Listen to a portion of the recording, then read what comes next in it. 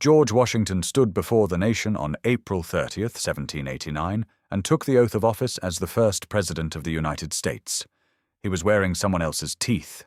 Not fake teeth, not carved ivory, not porcelain. Actual human teeth, pulled from actual human mouths, mounted in a base of lead and hippo ivory, held together with gold wire springs and steel bolts. And here is the part that every American history class skips over.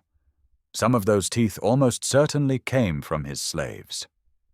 Washington paid 9 of the enslaved people at his Mount Vernon plantation for their teeth in May of 1784.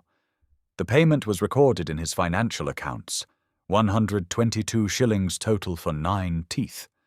He didn't record their names. He recorded the payment, the same column he used to record purchasing poultry and fish.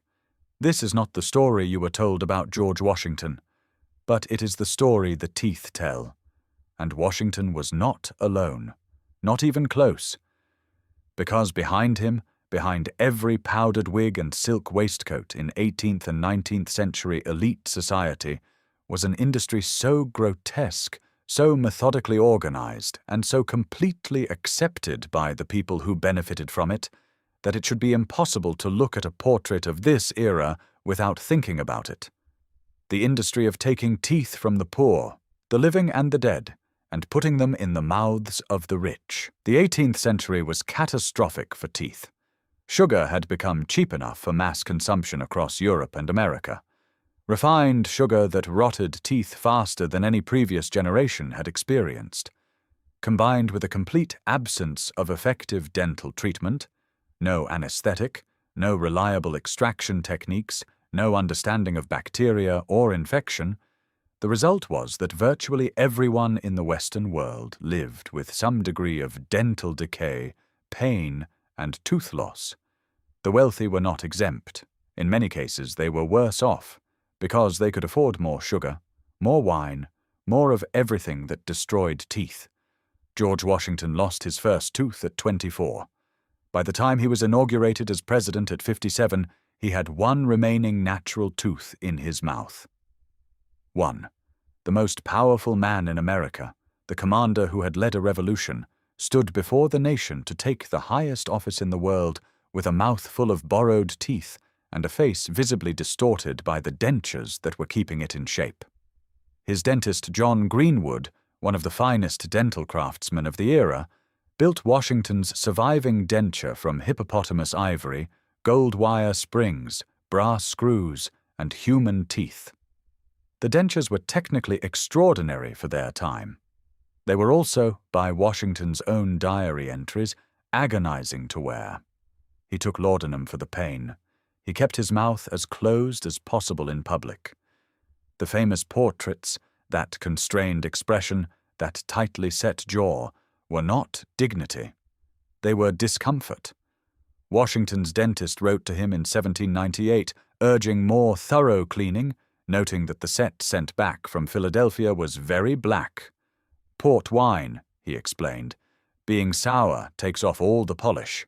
The first president of the United States was sending his teeth to New York to be cleaned, and worrying, in the middle of managing a new nation, about whether they would come back on time. Where the teeth came from, so the elite needed teeth, lots of them, constantly, and they had money to pay for them. The result was one of the most disturbing markets in human history.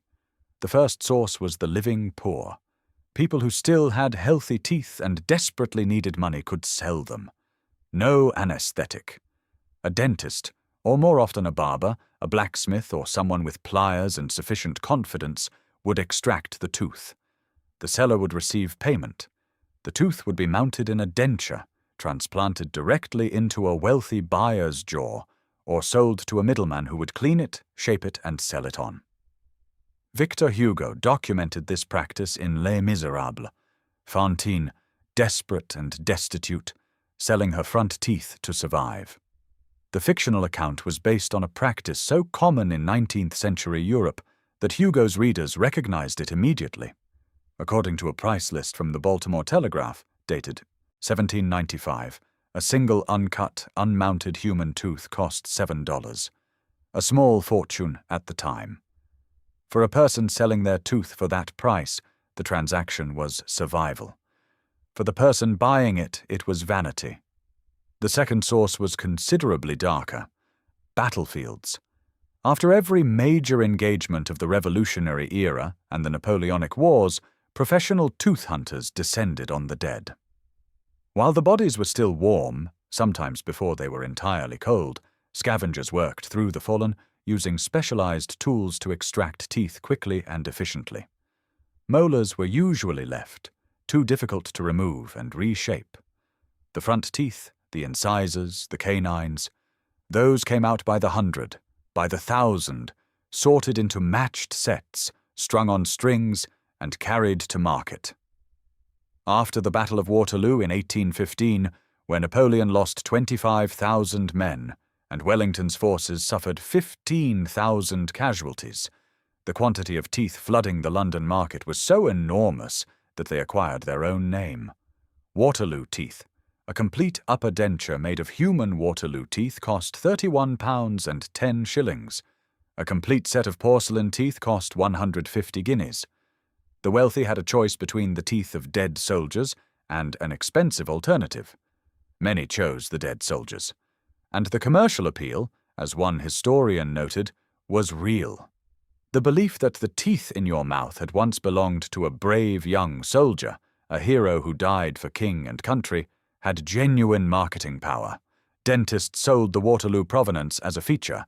The truth, as usual, was less flattering. The scavengers working the battlefield were not selecting brave young heroes.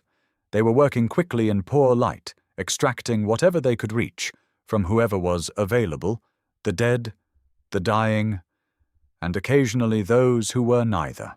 Entries in Washington's financial records for May 1784 indicate that 9 enslaved people at Mount Vernon were paid for their teeth. The total was 122 shillings.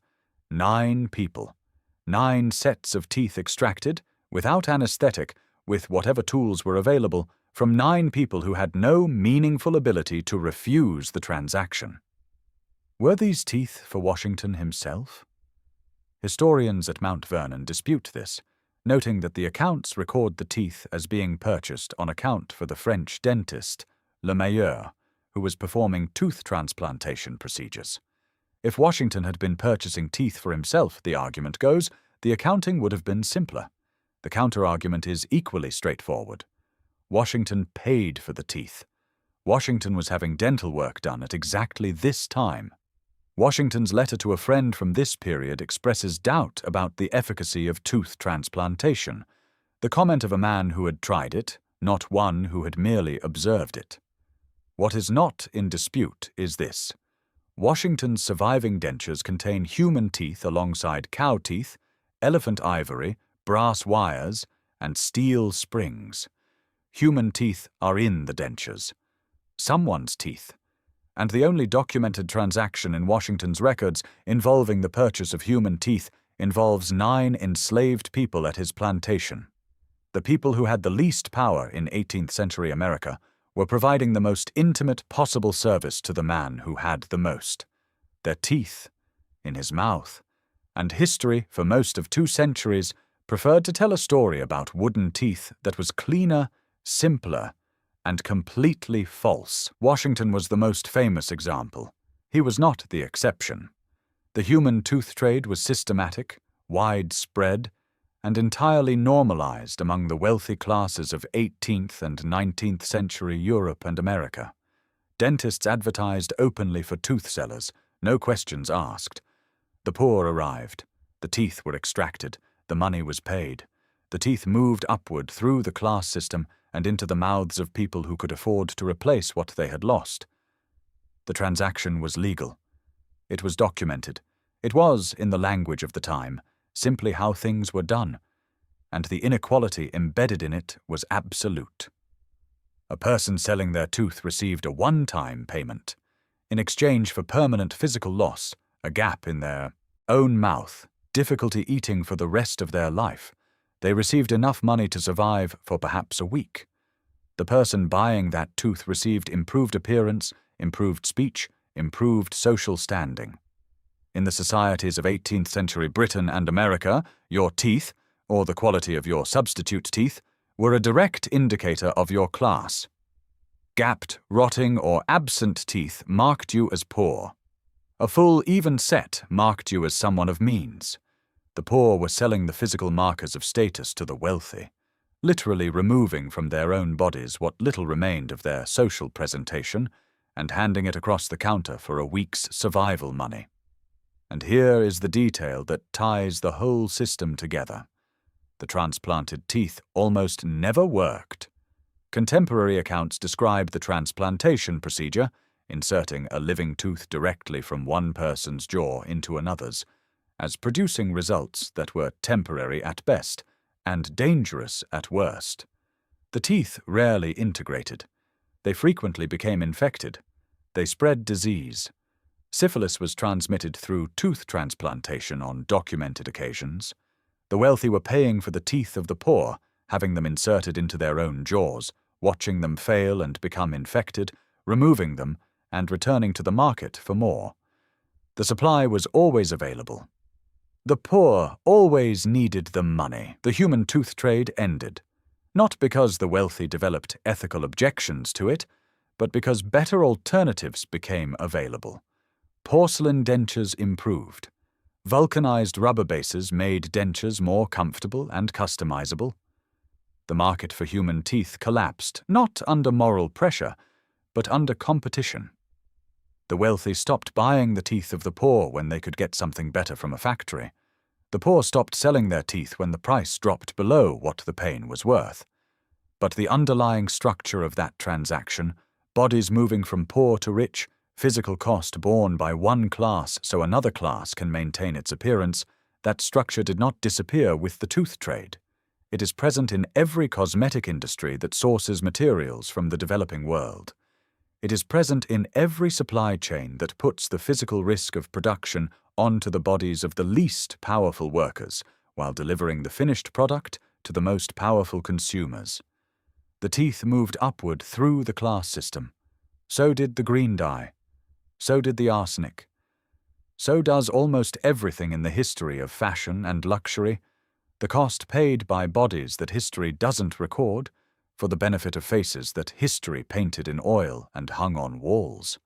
Washington's portrait hangs in every school in America. His teeth, or what might have been the teeth of the people he enslaved, are in a museum in Virginia. The portrait looks like dignity. The teeth tell a different story. The wooden teeth myth is one of the most persistent in American history. Cleaner than the truth. Simpler, easier to put in a textbook. The truth is that Washington's dentures were made of human teeth, animal teeth, hippopotamus ivory, lead, and steel. That the human teeth in those dentures were purchased from people, possibly including 9 enslaved people at his plantation who had no meaningful ability to say no. That the man who wrote that all men are created equal sent his teeth to New York to be cleaned and paid for new ones from people whose equality he did not recognize. History is always cleaner than the objects it leaves behind. On this channel we look at the objects, because the objects don't lie. Yesterday we looked at the poison sewn into Victorian wedding dresses. Next, we're looking at something that sat in millions of ordinary homes. Something the Victorians put on their walls that was making entire families sick for decades. Something the manufacturers knew about, documented, and continued producing for over a century. Subscribe, because that one is in your walls too.